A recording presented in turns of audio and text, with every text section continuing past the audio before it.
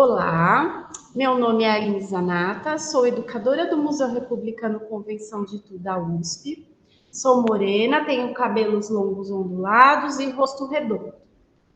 Desde 2016, o Serviço Educativo do Museu Republicano, em ação conjunta com a Diretoria de Ensino Região de Itu, oferece cursos sobre os temas patrimônio, museus, memórias, educação e inventários participativos, com o objetivo de desenvolver projetos de forma multidisciplinar e participativa nas unidades escolares da Diretoria de Ensino da região de Itu.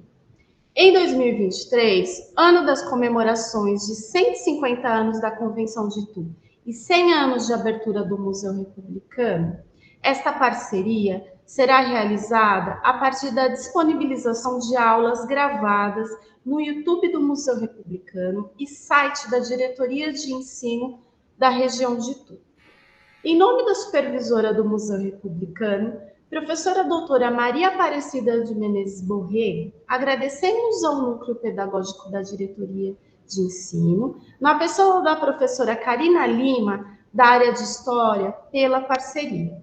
A primeira aula tem como tema Inventando o Passado, Toné e o Museu Republicano em 1923, e será ministrada pelo professor doutor Paulo César Garcês Marins, docente do Museu Paulista da Universidade de São Paulo. Obrigada, professor Paulo. Pode iniciar a sua aula. Bom, olá, como vão todos e todas? É um prazer estar aqui. Como a Aline já mencionou, meu nome é Paulo Garcês Marins, eu sou um homem branco, de rosto comprido, de cabelos grisalhos, que um dia foram loiros, mas isso já faz parte do meu passado, e estou usando óculos num escritório com uma estante ao fundo. Eu queria, em primeiro lugar, agradecer muitíssimo o convite do Museu Republicano, da professora Maria Aparecida, e muito especialmente da Aline, que está aqui comigo, porque, enfim, é a oportunidade que nós temos de abrir, não é, essa sequência de encontros e, sobretudo, comemorar os 100 anos do Museu Republicano de Itu, que é um patrimônio nacional pertencente à Universidade de São Paulo e ao Museu Paulista, o que certamente é uma honra muito grande para todos nós na universidade, também para o município de Itu e para o nosso país. Né? Trata-se de um monumento nacional tombado pelo IPHAN, Instituto do Patrimônio Histórico e Artístico Nacional, então nós estamos todos muito contentes com esse centenário. E eu escolhi para começar a conversar com vocês as opções que o nosso diretor, não é, que fundou o Museu Republicano, Convenção de Itu, o professor Afonso de Scagnoli Toné, que foi também professor da Universidade de São Paulo, foi membro do Instituto Histórico Geográfico do nosso estado e foi também um longevo diretor da nossa instituição. Ele dirigiu o Museu Paulista, que inclui o Museu do Ipiranga em São Paulo e o Museu Republicano de Itu, entre 1917 e 1945. E, nesse sentido, ele teve uma participação muito importante na construção de narrativas sobre o passado paulista, sobre o passado brasileiro, que para ele, aliás, eram dimensões completamente associadas, não é? Ele, como os membros do Instituto Histórico Geográfico de São Paulo, a qual ele pertencia, acreditavam que a história do Brasil era uma decorrência da história de São Paulo e da história dos paulistas, o que certamente é uma pretensão muito complicada, não é, hoje em dia, não é, de nós sustentarmos isso. Claro, né, como instituição nós não acreditamos mais nisso, nem no âmbito do museu, nem no âmbito da universidade, mas, enfim, aquele era o pensamento da época, e muitas das opções que o Afonso de Scagnoli Toné teve, seja na montagem no museu em São Paulo, quanto na montagem no museu em Itu, tem a ver certamente com essa convicção de enaltecer o passado de São Paulo e, sobretudo, criar um destaque enorme para os paulistas e para certos paulistas, as suas elites brancas e, sobretudo, homens dessas elites vinculadas ao período colonial e ao passado imperial, como líderes da formação do nosso país.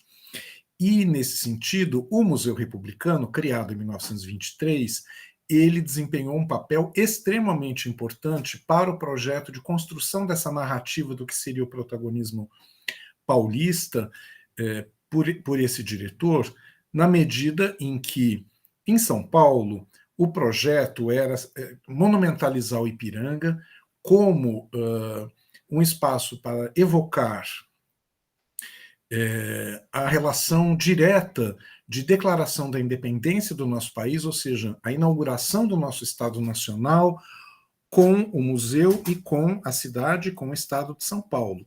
Ou seja, era a fundação de um novo país e a fundação de uma nova monarquia, por meio do príncipe regente Dom Pedro, que vai se tornar o imperador Pedro I. Portanto, São Paulo, no Museu de São Paulo, Toné tinha uma intenção muito clara, não é, de narrar uma história anterior de São Paulo e do Brasil, que chegava nesse momento da independência, e a partir das salas que ele montou, da decoração que ele encomendou por meio de pinturas e esculturas para o hall, para a escadaria principal do museu e para o seu salão nobre, onde está a pintura Independência ou Morte, que já estava no prédio desde 1894, ele vai, enfim, construir uma linha que na cabeça dele, né, e das autoridades de São Paulo era muito coerente entre o início do povoamento da capitania de São Vicente pelos portugueses e a sua associação com os índios Guaianá, ou seja, na entrada do museu, né, a gente tem, a partir de 1934, uma tela representando o cacique Tibiriçá e o povoador português João Ramalho, ladeados pelo neto do Tibiriçá, que é o filho do João Ramalho, né, ou seja, essa história do Brasil começa com o povoamento da capitania de São Vicente, passa pela formação territorial das bandeiras, não é, em que os bandeirantes paulistas são personagens centrais para a narrativa do Toné, para, enfim, enfatizar que a formação do Brasil é uma decorrência da ação desses paulistas do período colonial, e a linha se conclui, então, no Salão Nobre, com a independência do Brasil, com a tela Independência ou Morte, né, que, como eu mencionei, já estava no prédio muitas décadas, 2 décadas antes do Toné se tornar diretor, e que vai, então, selar esse processo de formação e de criação do Estado Nacional. Qual a importância do Museu Republicano de Itu nessa situação? Ora, a importância é imensa, porque com a criação do Museu Republicano em 1923, o episódio que faltava na história da formação brasileira, que é, afinal de contas, a história republicana, não é, do século XX, em que o Toné vivia, não é, e as elites de São Paulo republicanas dominavam o Estado por meio do Partido Republicano Paulista e tinham uma precedência enorme no governo federal, ou seja, o Museu Republicano é o arremate dessa narrativa do Toné. E, portanto, homenagear em 1923, criando esse museu, o primeiro cinquentenário da Convenção de Itu, da convenção que fundou o Partido Republicano, e, nesse sentido, os 50 anos de instauração formal do movimento republicano no Brasil, dava para Toné e para São Paulo um protagonismo também no episódio republicano, ou seja, na fase republicana do país. É claro que essa glorificação da Convenção de 73 é muito importante porque, afinal de contas, ao contrário da independência que foi declarada em São Paulo, a República foi declarada no Rio de Janeiro, portanto, fora do território paulista. Nesse sentido, a criação do Museu Republicano é, portanto, indispensável para a narrativa do Toné, porque ele traz de volta para São Paulo, para a terra paulista, esse protagonismo político que deveria presidir todas as etapas da formação nacional. E, por isso, o Toné se dedicará à inauguração desse museu logo no ano seguinte das comemorações do centenário da independência do Brasil, em que ele prepara novas exposições para o Museu do Ipiranga, aqui em São Paulo.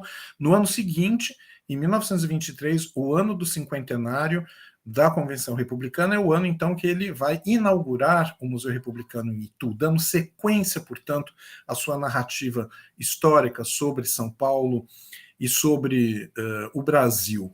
E por meio da aquisição de um sobrado que pertenceu à família Almeida Prado, em Itu, sobrado esse em que se atribuía, enfim, o local de realização da Convenção Republicana de 1873 e que, portanto, deveria ser um lugar privilegiado para contar essa história do processo de formação de uma consciência republicana no Brasil, a partir dessa convenção, em que diversos fazendeiros do interior de São Paulo assinam esta ata, não é, que funda o primeiro partido republicano e que vai ser, na verdade, a base de organização política dos grandes fazendeiros de café, vinculados, sobretudo, à imigração, não é? Ou seja, fazendeiros que estavam adotando cada vez mais a mão de obra imigrante para viabilizar a expansão também cada vez maior da fronteira agrícola do café. Embora uma parte importante desses fazendeiros tivesse também vínculos com a população escravizada, não é? Mas o Museu Republicano cumpre, portanto, não é, essa chave de conclusão, esse arremate, como eu mencionei, não é, na construção dessa linha temporária, e abrir o sobrado da família Almeida Prado com exposições, enfim, vai garantir ao Toné um segundo lugar de memória privilegiado para que o Estado oficialize uma narrativa histórica sobre São Paulo.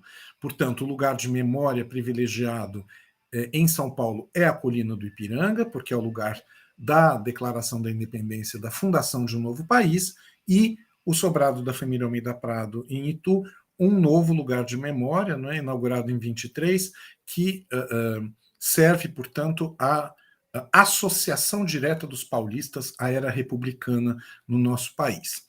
Para organizar esse museu ao longo das décadas, né, em que ele foi diretor, aqui na cidade de São Paulo e também na cidade de Itu, ele vai fazer uso de algumas estratégias importantes que ele também utilizou na nossa capital. Por exemplo, a encomenda de obras de arte, sejam quadros representando os personagens que integraram essa convenção republicana em 1873. Ele vai contar com o apoio, inclusive, de familiares desses chamados convencionais, que vão fornecer uma base iconográfica que servirá para a criação dos retratos que ele vai encomendar para diversos pintores, como, por exemplo, Oscar Pereira da Silva. Esse conjunto de retratos é uma dessas estratégias, não é, em que ele vai, portanto, ornamentar certas paredes no museu com as imagens que representam aqueles fazendeiros de café, criando, portanto, um panteão de heróis republicanos que fundam essa era republicana no nosso país. Nesse sentido, ele replica algumas soluções que ele adotou também na cidade de São Paulo, quando ele encomenda uma série de pinturas representando os próceres da independência brasileira, que decoram a sanca que contorna a clarabóia de vidro, que fica exatamente em cima da escadaria principal do museu.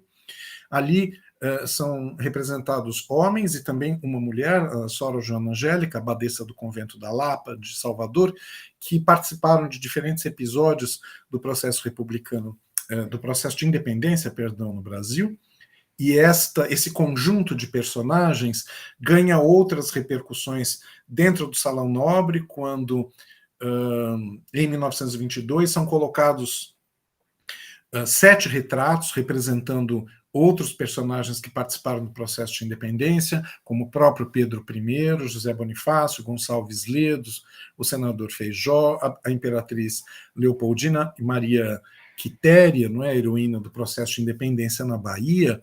Ou seja, essa encomenda de retratos, não é algo que o Toné dedica muita importância, porque é uma maneira de associar certos personagens ao local em que se atribui, então, a dimensão simbólica de formação, de fundação da nação e de fundação da era republicana. Por outro lado, o Toné também vai praticar em Itu uma encomenda progressiva, não é, de outros elementos que ganham também uma relação com aquilo que acontecia em São Paulo. Na grande escadaria do Museu do Ipiranga, para a grande escadaria, ele encomendou esculturas de bronze e pinturas, além de vasos com águas dos rios brasileiros, que foram colocados entre 1928 e 1930, e que formam nessa escadaria um conjunto de referências importantes para a narrativa da formação brasileira e do próprio território nacional. Em Itu, o Afonso Toné vai usar uma situação semelhante. Eu vou subir aqui agora o PowerPoint para a gente poder compartilhar aqui imagens, né? Já cheguei nele. E agora eu vou colocar, vamos lá, em tela inteira e ocultar aqui.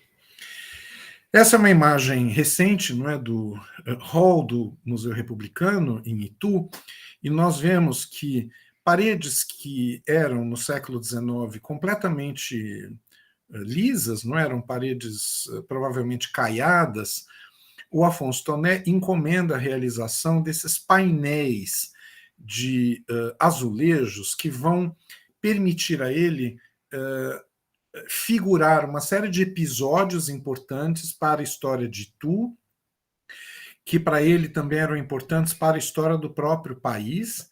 Isso tem a ver com o movimento das bandeiras, como a gente já vai ver logo na sequência dessa imagem, mas também figura personagens do próprio século XIX, né, da estabilização de uma ordem republicana no Brasil, como a figura de Prudente de Moraes, que está representado nesse ambiente, o conselheiro Paula Souza, Dona Genebra de Barros Leite, não é, que era mulher do brigadeiro Luiz Antônio, nascida em Itu e cunhada, portanto, né, de Francisco Inácio de Souza Queiroz, um dos personagens centrais aqui da política paulista em torno do processo de independência, que se opunha ao centralismo político do Rio de Janeiro, no Rio de Janeiro. Enfim, ele figura uma série de personagens do século XIX, mas também figura com grande destaque personagens e episódios do período colonial. Nesse sentido, portanto, o Museu Republicano colabora para dar com uma dimensão que é muito peculiar ao Museu Republicano, que é a encomenda de painéis de azulejos para a relação, enfim, né, de uma história paulista que amarrava as bandeiras e os bandeirantes aos líderes da independência e depois aos líderes do movimento republicano. Portanto, nesses painéis, o diretor Afonso Toné sugeria, então, um enlaçamento desses períodos e desses personagens para construir uma história coerente no qual São Paulo, os personagens paulistas e também os ituanos tivessem grande destaque, não é? E, nesse sentido, o Museu Republicano participa da invenção do personagem bandeirante como sendo um protagonista da história brasileira e da história paulista. Por que eu estou dizendo aqui invenção? Porque o Afonso Toné ele será o principal propagador de uma imagem que é inventada no século XX para figurar os bandeirantes paulistas. Nós não temos nenhum retrato representando bandeirantes realizado no período colonial. Nada. Nós não sabemos nada, não é, sobre eventuais fisionomias, não é, representadas por pintores ou desenhistas, nada, não existe nenhum retrato de gosto, nem de corpo, nem de indumentária. Mas nós sabemos, não é, que ao pensarmos na palavra bandeirante, vem logo à nossa cabeça a ideia, não é, de um homem branco, barbado, com um chapéu de abas largas, com um colete cheio de pespontos, não é? Ou seja, essa imagem com botas, essa imagem clássica, não é, que nós temos nas nossas mentes que representa o bandeirante, é uma imagem que o século XX criou e que o Museu Republicano vai repercutir nesse espaço e no interior paulista com grande importância, inclusive para a própria identificação da cidade. Essa imagem que nós estamos vendo agora é um fragmento de um dos painéis, não é, que foi encomendado pelo diretor Afonso Toné para decorar, não é, esse piso térreo do Museu Republicano, e ele mostra o quê? As armas do brasão de Itu. O brasão de Itu, que foi desenhado pelo próprio Toné e pelo artista José Vaz Rodrigues, em parceria, não é, com o Toné, que era o artista, não é? O Toné orientava o desenho e o José Vaz Rodrigues desenhava. O que nós vemos aqui? Não é? Uma couraça cheia de losangos, que é o chamado gibão, que é um dos definidores dessa iconografia dos bandeirantes, uma couraça cheia de algodão, não é, que servia para os bandeirantes se protegerem das flechas indígenas, um machado e um arcabuz, um bacamarte, uma arma de fogo. Esta figura que está nos azulejos é também a figura, não é, que está o gibão definindo o brasão da cidade de Itu. Essa é uma representação do brasão que está em São Paulo, não é, que decora uma das paredes da nossa escadaria, não é? E o lintel, não é, destaca, não é, o papel dos ituanos na ampliação e na libertação do Brasil. Aqui em cima a gente vê um barrete frígio, né, um chapéu que representa a República, com a data 1873, que é a data da Convenção de Itu. E aqui no meio, não é, ao lado das bandeiras da República e do Império do Brasil, a gente tem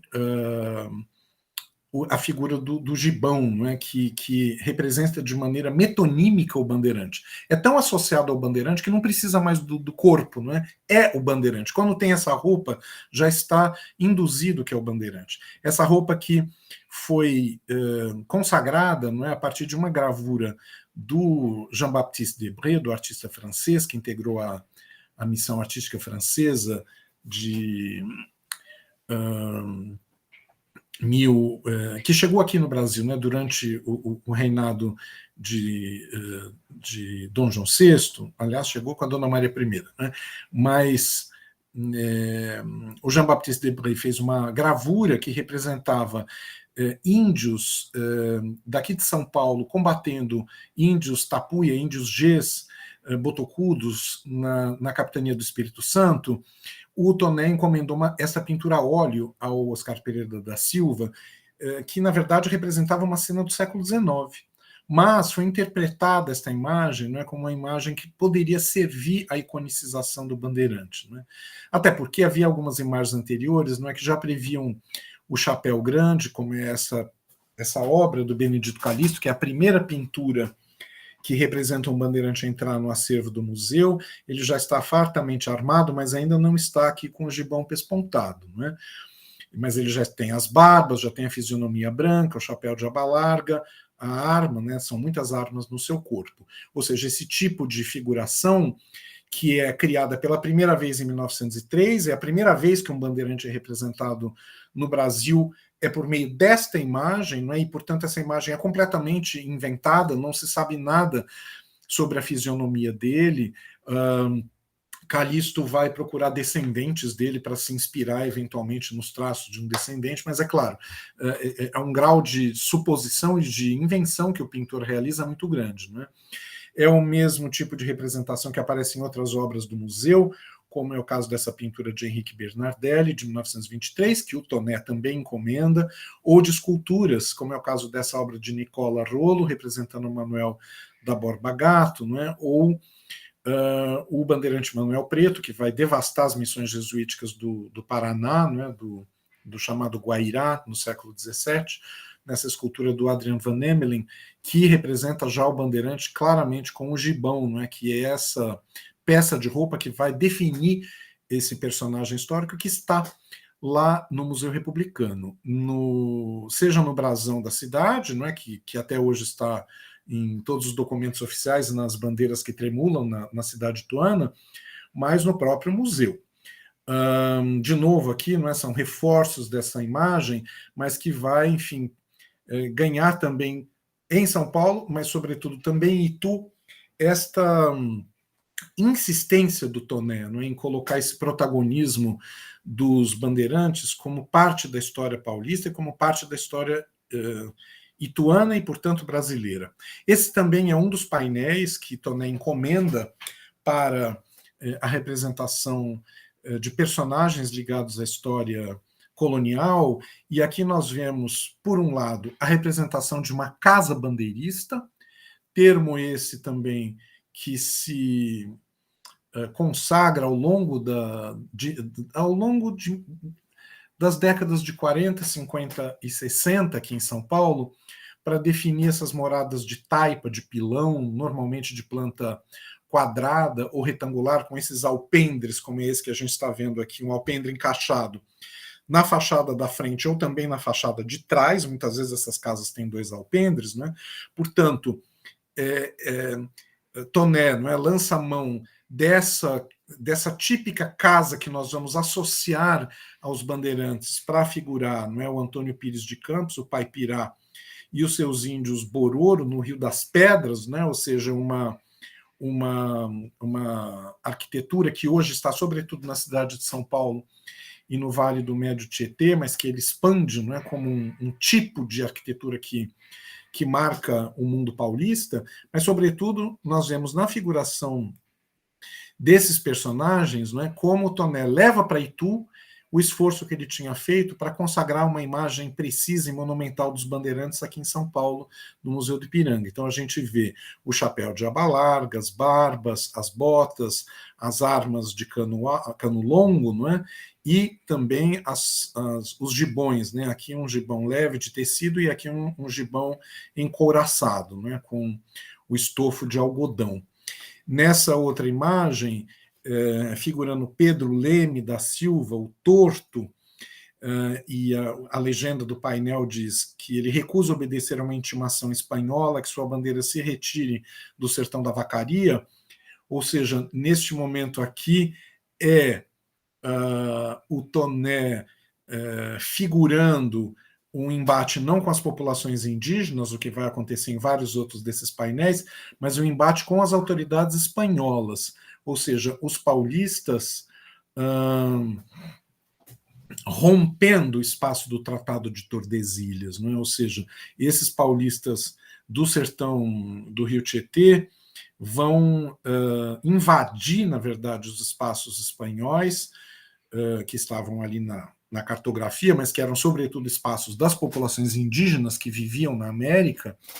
É uma dupla invasão, portanto, né, digamos, uma invasão muito prática, não é, dos territórios indígenas, mas uma invasão prática, muitas vezes, e simbólica também dos territórios espanhóis. Portanto, não é de novo aqui esse bandeirante que vai ser representado, não só ele como seu séquito, vocês veem aqui atrás, não é, como a figura típica do bandeirante, não é, com a roupa, com a arma, com o chapéu, com a bota, ou seja, esse personagem que é tão importante no Museu do Ipiranga, ele leva para Itu, mas a partir dessa solução que é muito característica do Museu Republicano, que são os painéis azulejares, né? Então, é uma marca do Museu Republicano. O Museu Republicano, inclusive, na sua fachada externa, ele é revestido com azulejos importados da Europa, que são azulejos chamados estampilhados, não é? Azulejos de padrão decorativo, todos iguais, e que faz uma espécie de tapete na fachada. Já no interior, ele encomenda mesmo, né, aqueles azulejos da fachada já existiam desde o século XIX, mas para o interior ele vai encomendar outros azulejos inspirados nos painéis dos conventos franciscanos do século XVIII, que usavam muito isso aqui no Brasil, sobretudo no Rio de Janeiro e nas capitanias do norte, nos conventos franciscanos, até Belém do Pará ainda tem esses painéis de azulejo, e ele vai encomendar, não é, para artistas aqui em São Paulo, esses painéis para que ele, portanto, usasse uma forma do período colonial para representar episódios do período colonial e com personagens do período colonial, né? Então, esses bandeirantes, né, até fiz uma fala há uns 2 anos atrás, num congresso em Praga, não é? São bandeirantes em azul e branco, não é? Que são diferentes desses bandeirantes aqui de São Paulo, não é? Que são pintados e esculpidos em bronze ou em mármore. Ou seja, Itu tem uma característica específica, mas numa história que, por outro lado, também é comum, né? Tanto em São Paulo quanto na unidade do Museu Paulista em Itu. Além dessa consagração, não é, da figura do bandeirante e portanto, da invenção, não é, de uma história paulista a partir desses personagens, o Afonso Toné ele vai se dedicar também a enfaticamente representar, afinal de contas, a República, porque é da natureza principal do museu a figuração republicana. Então, ele se preocupa em narrar, né, uma base colonial, uma base imperial para essa história republicana de Itu, mas é claro que um dos objetivos principais do museu é, claro, glorificar a República. E o nascimento, né, do movimento republicano. E eu escolhi aqui um ambiente específico, né, que chama a atenção minha e também dos meus colegas em Itu, inclusive as imagens que a gente vai ver aqui, eu contei muito com a gentileza da Nicleide Zecchini, que me enviou as imagens para que eu pudesse compartilhar com vocês, não é? A nossa historiógrafa, historiadora em Itu,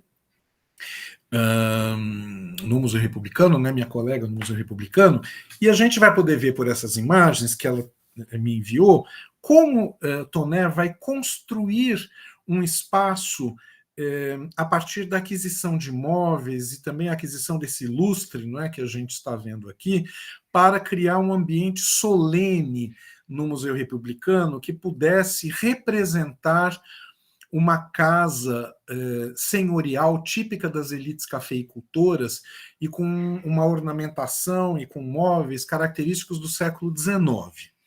Quando nós entramos no museu e vemos essa sala, que já sofreu também algumas pequenas alterações desde essa foto, nós podemos imaginar, no fundo, que esta sala está aí intacta desde que foi realizada a Convenção Republicana na casa da família Almeida Prado. Lê do engano nosso. Esse ambiente foi um ambiente construído historicamente pelo Toné e hoje nós o mantemos no museu para discutir com o público como foi uma prática comum nos museus de história inventar ambientes para representar certos episódios do passado. Isso acontece no Brasil, no Museu Imperial de Petrópolis, isso é absolutamente comum, mas também nos museus histórico-pedagógicos em São Paulo, isso também ocorreu, mas sobretudo acontece fora do Brasil, né? Na Europa, nos Estados Unidos, aquilo que nós chamamos em inglês de period room, um ambiente, não é, que uma sala que representa um determinado período, como se o tempo estivesse congelado. E aí nós pudéssemos, afinal de contas, ver o passado, entrar nele praticamente, e contemplar, portanto, o episódio republicano, não a partir das pessoas que já morreram, mas a partir do ambiente que elas estiveram, né? O tipo de ambiente suntuoso das elites republicanas e, como nós vamos ver, inclusive com imagens dos republicanos que o Toné encomendou. Quando nós olhamos essa sala, portanto, a sensação que a gente tem é que ela sempre esteve aí, mas as imagens que o próprio Museu Republicano mantém nessa sala, né, na barra de segurança, né, dessa sala, para que as pessoas não entrem nesse espaço, né, apenas o contemplem externamente, há uma barra, e essas fotografias que eu vou mostrar a vocês já estão veiculadas nesse espaço. O dia que puderem estar lá, né, e nós estamos preparando, né, não sem dificuldades, não é, a reabertura do museu, porque é uma obra muito trabalhosa, que envolve muitos acordos, né, e muitas decisões compartilhadas com os órgãos de preservação, com a USP, com o Corpo de Bombeiros, mas quando puderem ver essas imagens, vocês terão acesso também a essas que nós vamos ver aqui, e que mostram uma sala muito diferente dessa ao longo do século XX. Vamos passar para a mais antiga das imagens, que está mantida no arquivo do museu, que é esta aqui. Uma imagem que possivelmente foi tirada em 23, 24, 25, né, no período logo próximo da abertura do museu. E por que ela é diferente dessa imagem que nós acabamos de ver? Notem, por exemplo, que este lustre não está aqui.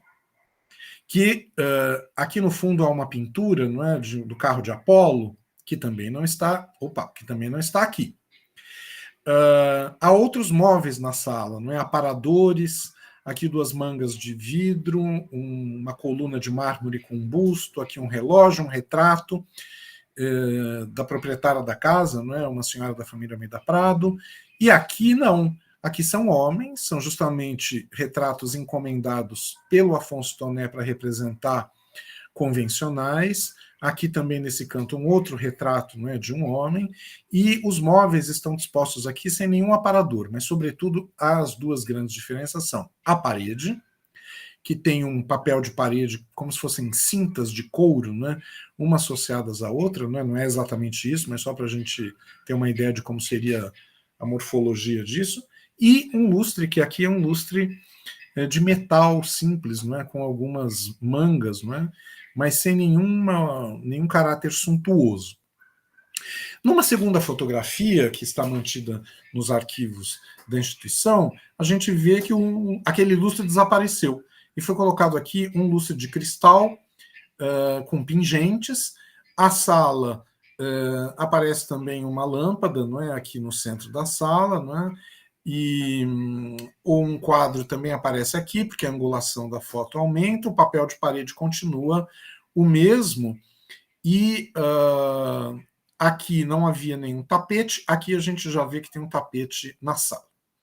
Na fotografia seguinte, né, já é muito diferente, porque nós vemos que o retrato da senhora da família Almeida Prado já aparece na parede, o papel de parede mudou completamente para um padrão mais floral, que não existia antigamente, que era esse, o padrão mudou.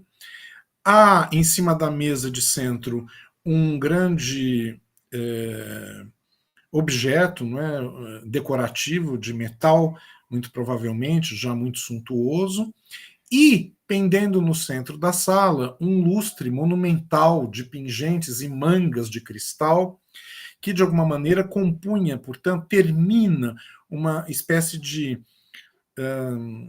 arremate, enfim, suntuoso para essa sala, que é então representada como uma sala digna, né, de rememorar um encontro de fazendeiros de café muito ricos e que fundam o Partido Republicano Paulista.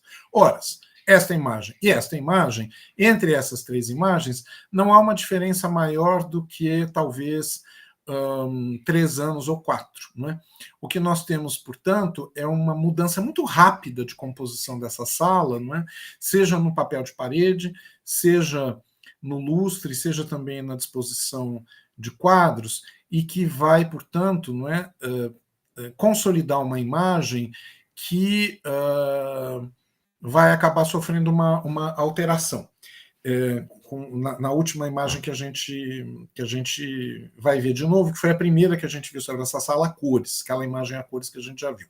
Mas eu queria me prender um pouco nesse lustre que eu estudei recentemente, a pedido da professora Maria Aparecida Borrego, não é, que é a supervisora do Museu de Itu, minha colega, porque este é um lustre que mostra muito como esse espaço efetivamente é um espaço inventado, não é, e como nós sempre temos que tomar cuidado, não é, com a construção dessas narrativas visuais feitas pelos museus ao longo do século XX. Hoje a gente tem uma postura muito crítica à nossa própria trajetória, né, de narrativa institucional. E por que eu digo isso? Porque nós temos, afinal de contas, não é, um lustre que nem pertencia à cidade de Itu. Esse lustre veio da cidade do Bananal, juntamente com outros lustres parecidos com ele, um praticamente gêmeo e 2 menores, que pertenciam a um sobrado, que é o sobrado da família Aguiar Valim, na cidade do Bananal, no Vale do Paraíba Fluminense, paulista, logo na fronteira com o Rio de Janeiro, né, com a província fluminense.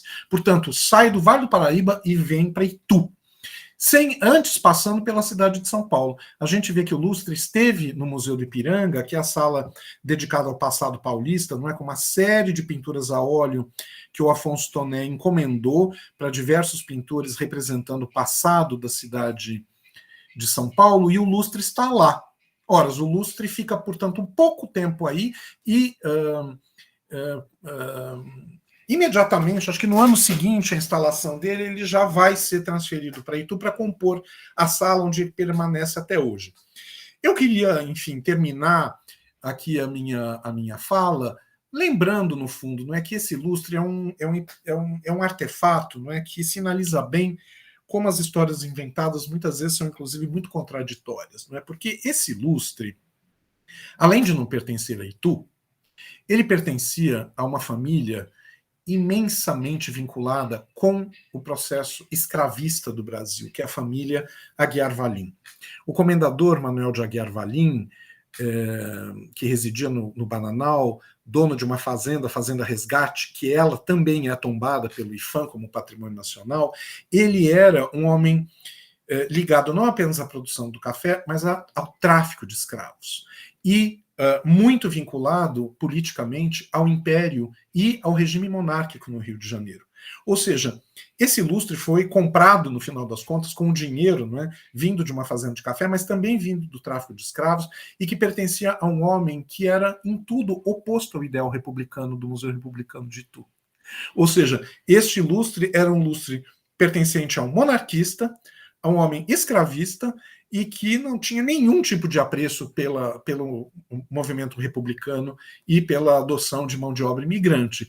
E ele muda de lado no Estado e vai, enfim, decorar, não é, a sala principal do Museu Republicano de uma maneira, digamos, muito harmônica com o resto da decoração, mas fazendo com que ele perca completamente a sua dimensão, a sua identidade. Ele se torna apenas um elemento decorativo e deixa de ser um documento da sociedade que o gerou, da elite que o utilizou, enfim, até do lugar a qual ele pertenceu. Então, acho que ele é um bom exemplo e ele chama sempre muita atenção de quem visita o espaço do museu para que a gente se aproxime, não é, desse homem muito importante para a história de São Paulo, que é o Afonso Toné. Ele é certamente o historiador mais complexo do Brasil no século XX, porque ele foi tanto um homem muito produtivo nos textos e nos livros, né? Ele é um homem que tem mais de 50 livros e 2 monumentais histórias em vários volumes dedicados ao café e às bandeiras paulistas, além de uma outra coleção importante de livros sobre a história da cidade de São Paulo. Ele é um dos historiadores mais prolíficos do Brasil, no texto, mas ele também é, afinal de contas, o homem que estrutura as bases do Museu Paulista como museu de história, que vão ser revistas só na década de 90 pelo professor Ulpiano Bezerra de Menezes. Ele encomenda imagens que até hoje povoam as nossas memórias, que estão nos livros didáticos, que estão em todas as salas de aula do Brasil e que são hoje para nós, inclusive, um desafio. A gente precisa tomar essas pinturas que o Toné encomendou ou utilizou quando já estavam no acervo do museu, de uma maneira muito crítica, não é? Enfim, tomando cuidado, fazendo um exercício com essas imagens sobre, afinal de contas, o perigo que as imagens são, porque elas parecem tão reais, mas elas inventam muitas vezes, elas são fragmentos, elas são representações, elas são parcialidades do passado. E essa imagem com a qual eu me despeço aqui, não é da minha fala principal com vocês, é uma evidência, no fundo, né, de que o passado também foi inventado neste museu, né, e é um desafio hoje do Museu Republicano, dos meus colegas lá e também dos nossos colegas aqui em São Paulo e meu mesmo, colaborar para a gente, afinal de contas, decifrar, contextualizar esses espaços, a formação desses acervos, para que a gente compartilhe, não é, com os nossos visitantes a responsabilidade de refletir historicamente sobre o passado do nosso país. Então, eu vou encerrar minha apresentação agora, não é, e vou também encerrar aqui a imagem do PowerPoint para voltar a palavra para a Aline. Muito obrigada, professor Paulo. Com certeza a gente sabia que a aula inaugural desse projeto seria muito proveitosa com a sua participação. Obrigada pela paciência e por compartilhar todos esses saberes aí sobre o nosso museu. E participar da nossa semana, né, da programação, mas deixar registrado isso de alguma forma, compartilhar com todos os professores que gostam muito da nossa instituição e que compartilham e produzem conhecimento junto com os seus estudantes de escolas públicas, né? Acho que é importante dizer isso. O único convite que eu tenho a fazer é que os professores assistam essa aula e também assistam às próximas aulas com professores também muito queridos da nossa instituição, e fica o convite também para que aproveitem o conhecimento e as possibilidades de pesquisas que existem nos nossos acervos por meio dos nossos sites, das nossas redes sociais e também presencialmente. Então, um abraço a todos.